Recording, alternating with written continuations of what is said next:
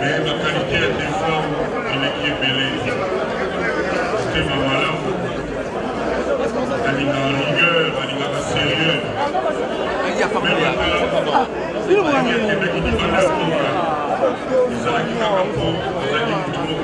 très exigeant. Oui, comme on peut imaginer, les souvenirs sont belés. Hein? Mais souvenirs, on a le la plus, c'est en tant que fan. Ouais, je me rappelle, dans les années 80, on a un grand Zaïko. On a un Benda Singa. On a tout, et Bersaki jeunesse Nangaï. Donc, dans un souvenir, on a plus en tant que fan. C'est un garçon qui chantait bien, qui composait bien. Donc, je me rappelle, mon comme sous ma tête.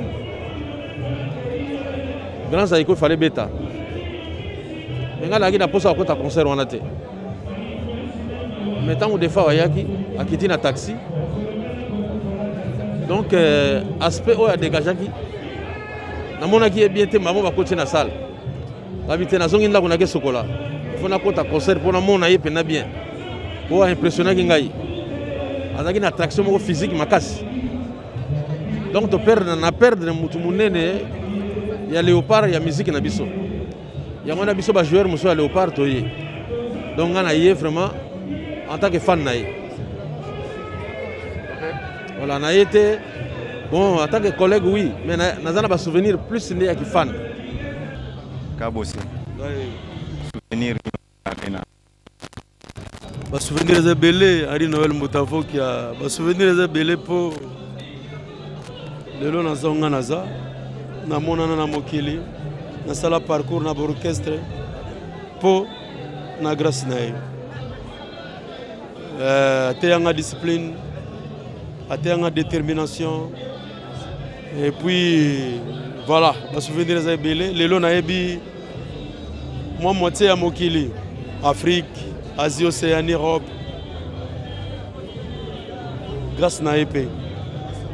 Lelo, ceux qui ont fait passage dans le groupe, ils ont que bango à partir de l'IE, babi qui ont qui coaching bien, ils ont accepté l'IE. Les souvenirs sont belés. Bonjour Tanta. Bonjour Noël. Aux gens musiciens à reconnaître le mérite Général Defao au sein de l'Ienzembo Kitoko. Quel souvenir gardez-vous de Général Defao? Non mais Noël, toi tu le sais, j'en ai plein. Donc si je commence à les citer ici, à les dire ici, on va dormir ici parce qu'on court derrière le temps. Vraiment c'est un grand frère à nous, il fut notre grand frère. Dieu a donné, Dieu a repris, que son âme repose en paix. Général, toi en paix. Nous t'oublierons jamais. Il a laissé des œuvres qui parlent d'eux-mêmes. À la radio, à la télé, partout on parle de lui. Ça veut dire qu'il était un homme bien, un homme correct. Un homme qui ne discutait pas avec les gens. Il était humble. Mon général va en paix. Article Ngara charge à forme. Merci.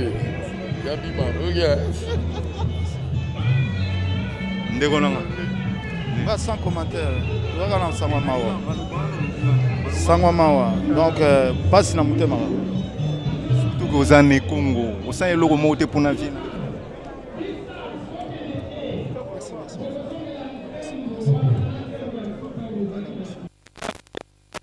J'aime bien banzembo éducatif, tout ça. Papa est pas notre manabu. Papa est pas notre Okimi banabayo, otiki banabayo. Papa en tout cas, on a Pectoire Mogo, yo côté interprétation de la musique à Bakolo, Zaramakasi, na moni ko servir yo. Normalement, baza bato ba sala bidena na mboka ko te kabongo te. Chose na pona ko ibaka mwa ba iloko ko important na kata ba ya musique na biso pe quoi. Voilà. De Fao, On a grandi ensemble, Tokoli. Donc, pour nous préciser, c'est moi le fondateur de l'orchestre. Big Star. Donc j'ai commencé à défendre depuis à Outissom Ouest, à Grand Zaïko. On passait la nuit ensemble, à Keshok Star.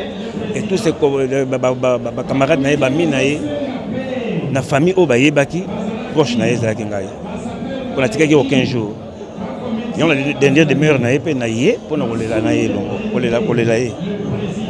Alors, le musée de Kaleka, on a contenté.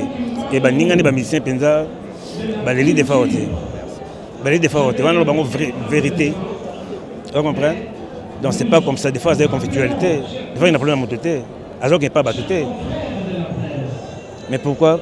Parce qu'on décevoir la mission des moines. Donc, vraiment, on a contenté dans le musicien. Je remercie surtout le gouvernement d'avoir nous aidés. Comme on a Philippe Ting, connu sous le sobriquet de Ofin Ting. Bon souvenir et belé. Bon souvenir et belé. Et tant qu'artiste, voix naïe déjà, ils parmi ma voix. Je me rappelle bien que ça a des descendants qui viennent d'Ombe. Ils ont fleuré, ils ont flirté na voix rare, na voix cassée. Et puis, la lignée de la musique, c'est parmi les bateaux qui travaillé. Des fois, c'est un vieux pour moi, comme un père aussi. Et je l'ai connu il y a là longtemps, mais le fréquenté. On a fréquenté à l'époque 90, 91, les doctorés qui vendent dans Ngirengere. L'année, la remis qu'on fréquentait, on a remis solo.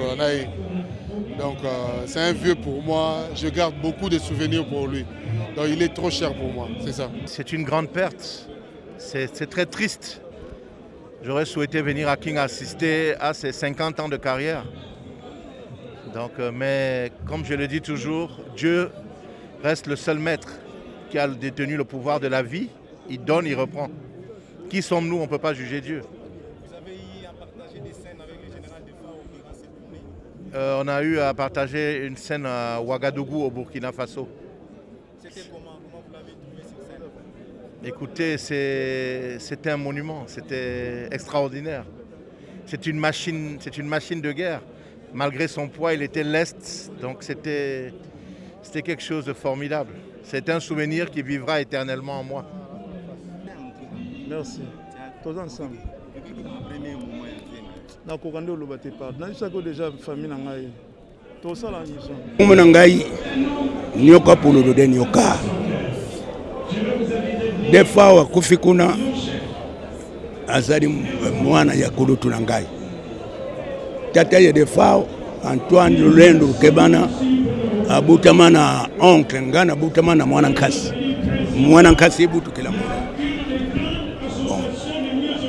Bona tata o defao tuzingire yani kuyinkisi. Moufeni Mobutu Bao 36 mono numéro 10. Mais tata o defao grand nanga mikongo nanga defao kolaki abutamaki wana Kinshasa na lera abutamaki na Kinshasa kulutu ya tata defao kufaki tata Mbuisu Pierre na lera kufaki yake nani tata defao na ye defao bakena na kisantu na inki sikisantu kuna mpia bandaki nani musala na ya muziki mumalata mapampa bayanti kila kisalo kimuziki kameme kutu mungu bukakele zinga katomni kunzola kumda mungu kisolele ukasala kina kisalo en tant que tatanle. Merci beaucoup. Kasole kanzi kunimanzambi dodiani kaka sadi le dodio ale tabula muziki una kitu kidiwisi Kinshasa wisi kitu kakibeni muziki mikeri nani mtu ngolongolo mama tadi na muziki bona bukasadiri Kinshasa munu ikala mna ntangu yena yana ukini bula muziki ku Kinshasa yisa Kinshasa utusidi ikala maladi umsadi sakidik bona munantangu yina katuketingi sasa wele munsizinzenza ti mumbulazi yadi di tata président Tshisekedi Silombo Antoine bambendele vutukisi kokweni atata Birintunga pardon honorable Birintunga yende asali pite tui ya wanalera utakina mukiri wisidi unetiti kuna kisante bantu bafwa batonga mukamuna mpimpa yina ye bantu bafwa bakurutu buna munantangu yina babokela munu tata ya defao oya tikala. Merci beaucoup. Merci beaucoup. Parce que Defao, c'est pas n'importe qui. 24 ans passés, il est revenu à Abidjan le 11 décembre passé. Il était très important pour nous de lui apporter toute la fraternité que nous avons à son égard. Général Defao a presté. Il était en très bon état. Nous lui avons donné tout ce qu'il fallait. Il nous a donné beaucoup de conseils. Il nous a vraiment félicités parce qu'après 24 ans, il était vraiment ravi de retrouver les Ivoiriens. Aujourd'hui, nous le pleurons tous. Nous le pleurons tous. Nous avons effectué ce vol et ce voyage juste pour venir honorer sa mémoire et dire à tous les Congolais que nous sommes de cœur avec vous. Vraiment, je vous remercie beaucoup. Il y a trop de choses à dire à propos de ce monsieur. Vraiment, le général Defao, je lui tire le chapeau de là où il est. C'est quelqu'un qui a fait bouger Abidjan le 11 décembre. On a fait la fête ensemble. On s'est très bien amusé. Il a gardé le contact avec nous. Il nous a félicités. Étant du Cameroun, il nous appelait. Il nous a donné des contacts ici au Congo. Il dit qu'il faille que lui nous aide à avancer dans notre marche. Parce que ce qu'il a vu, la collaboration, il a été vraiment satisfait. Et vraiment, je suis... les mots me manquent. Mais je dis Yako à toute la population congolaise. Parce qu'on vient de perdre quelqu'un de très costaud. Vraiment, que le Seigneur lui accorde un paisible repos. Et que vraiment, toutes les prières que nous allons apporter, que Dieu les exauce pour qu'on puisse vraiment, pour que le Père Defao soit auprès du Tout-Puissant. Bonjour Christian. Bonjour. Vous êtes l'un des managers, l'un des producteurs qui a beaucoup travaillé avec le général Defao. Aujourd'hui, le général le plie. Quel souvenir gardez-vous du général Defao? Écoute, c'était quelqu'un de très humble. C'était quelqu'un de très humble, très gentil, qui se comportait comme un père. Et en fait, il se comportait comme un père chez moi. Et moi, je me comportais comme si c'était mon enfant. Je connais les caprices des artistes. Je l'ai connu un peu en retard. Et donc, on est allé en Guinée équatoriale. Après, on a fait le voyage pour le Burkina Faso. C'est moi qui l'ai emmené. Et ensuite, il y a mon grand frère, Claire Chatipo, qui est son producteur, qui a demandé que je puisse travailler sur son dernier album. Voilà. Donc voilà un peu. Donc je le suivais maintenant, même quand il est allé en Côte d'Ivoire, au Cameroun. C'est moi qui ai même averti en premier à Zachary et aux gens qu'il était malade et tout et tout. Voilà. Moi je suis en 5e des femmes à chanter en 92, dédié une chanson en 5e. Mais depuis là, je suis allé faire les études. Je suis professeur de droit à l'UPEN, avocat au cours de l'appel des barreaux de Matete. Et je suis avocat aussi en Europe, en Suisse et en France. Mais chaque fois que Defao sort l'album, il chante toujours en 5e, en 5e. Et lorsqu'il est venu à Paris, c'est-à-dire Defao a joué à Lausanne en 2006. Après le concert de Lausanne, au lieu de rentrer ici, il est parti aux États-Unis. Et depuis là, il est allé s'installer au Kenya. On était toujours en contact. Il est revenu une fois en 2019 à Lausanne, à Bienne. Et je l'ai rencontré à Paris. Moi, ce qui m'a intéressé, je lui ai demandé d'aller jouer le concert à Bruxelles et qu'étant qu'avocat, on va négocier avec les combattants. À l'objet en 5e tika. Au moment où combat, on est noble, les ambo cannabiso, tout ça n'a rien. Donc, na witi poto, na justement pour la défao. Je l'ai dit dans la statue d'Anga tantôt. Jésus, tant que Lazare, balobi na yen Martha Marie que ce que ala kinde Jésus a kufa kité. Yesu alobi kete alali aya lobi Lazare telema atelemi. Nga ko mona na moni père azaboye, père a défaut, mère a défaut azawana et ngai dialo azawana aibi en 5e bien. Nazangi pouvoir ya ko sa défaut mais tout aux aba humain.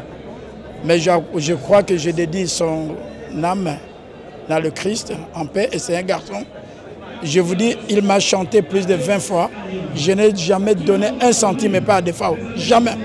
Jamais. Naroyakin, il m'a petit frère Adrien. Na Montréal, pas yemba trop, des fois au Pesakar. Donc, naïe sur on aurait un peu de famille, na kabola mawana bango, jusqu'à ce que nous resonga. C'est pour cela que tout lundi le Kolowana. Parce que déjà des fois tous les camarades, tous mon cœur est enzalaté, tous les des fois déjà à partir de Banzangou. L'histoire des fois on a expliqué pour vous avoir era musala, toutes les façons ça tamuké. À partir de ce moment ouest Sénégal, à partir de Grand Zaïko, à partir de Shockstar, déjà des fois ça déjà pingai. Donc on a salué hommage, on a rendre hommage pour tout ça bateau. Donc les lois ailleurs, depuis vous allez en Gaï, depuis vous allez ailleurs. Yango toyika ka tout ça la tout kabula mawa. Grand province na combien wa na petit grand prêtre la kawa. Ya joli. Mais on tout seul ensemble tout va développer pour na liwa ya moninga. Vous comprenez? Yango to yelia. Mais ngai moko ba yebinga mingi na kombo ya motana banzenza papa na princesse. Donc toute la ville on parle quoi. To izangai. Merci beaucoup. Sali a trop na ba musicien. Lelo yo moko ba musicien oyo yo za ko produire de par le monde à Tikibiso Général de Fao. Souvenir ni nous garder dans Général de Fao. Mon gars, vraiment souvenir n'a gardé pour la vie de Fao. C'est mon vieux. La province nous appelle province Moko. Koya na ye zagi koya nga mutu pena munanga oyana na mboko yo. Ezagi déjà programmé na bandane na Angola, tant aussi Angola, to banda Stade Martyr. Ne toyokanaka na Monica Brisk, Eric Mandala, abengisi wana c'est mon ami. Et ça problème était na Monica côté mais toyokanaka no boité. À part wana toyeko solane kaka visa il fallait que na Angola visa compliqué nga bino nazobenga na ambassade pour na tiapoa. Abi tiapoa pena gabe il fallait que na Angola nga na bike yo mutangola tiapoa côté wana donc là on a ça donc. Nazana ba vrai souvenir na ye. Na nzembo ya Alex apesa ngelo tengam na sele commission ayemba Alex komuti na nzembo Adolphe Mute ba bisinga bi $1500 lia donc on a lia $1500 des fois muta pesanga abi $1500 na compte nzembo ya Adolphe donc na lia mbongo ya des fois $1500 les artistes beletier kazwa yo yebi masolo ya Noël yo za muta tongo ya makama muziki mutu kutako efasanga zati. Oui, les musiciens tournent au bazar. Les musiciens $1000, $1500 à Kabelio de ce que Asana Moutema. Donc, hier, à Salapena et le Rwanda Pananga. Donc, souvenir n'est pas là. Puis, à Salinga générique, il y a Makamlanganio sur la production. Bon, on a aussi le générique. Et là, on a sur le cas, il faut et bandana générique. À Salinga générique. Donc, il y a des affaires.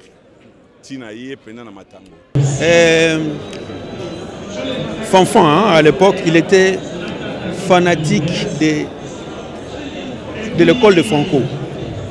Alors, quand il chantait, moi je le disais toujours, il faut absolument basculer à l'école des Rochereaux. Comme vous voulez, comme vous êtes chanteur, c'est là où vous pouvez mieux vous former en autodidacte.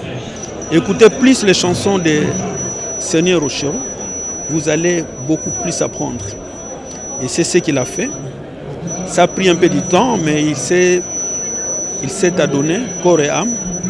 Et d'ailleurs, quand il est parti se produire en Mbuji-Mayi, il avait à son temps, hein, quand il avait formé son orchestre Big Star, quand il a joué en Mbuji-Mayi, il avait interprété d'affilée 5 chansons de Taboulé, et le PAD Jonas Mukamba lui avait offert 2 paires d'équipements. Pourquoi? Pour avoir interprété avec brio les chansons de Seigneur Rocher. Et je crois le fait de s'y attacher a fait que Taboulé, de son vivant, lui a demandé qu'il pouvait interpréter autant de chansons. Donc il en a déjà revisité, je crois, 4 ou 5. Donc c'est pour dire que c'est grâce à moi. Je crois qu'il devrait le dire lui-même, malheureusement. Il nous a précipités dans l'au-delà.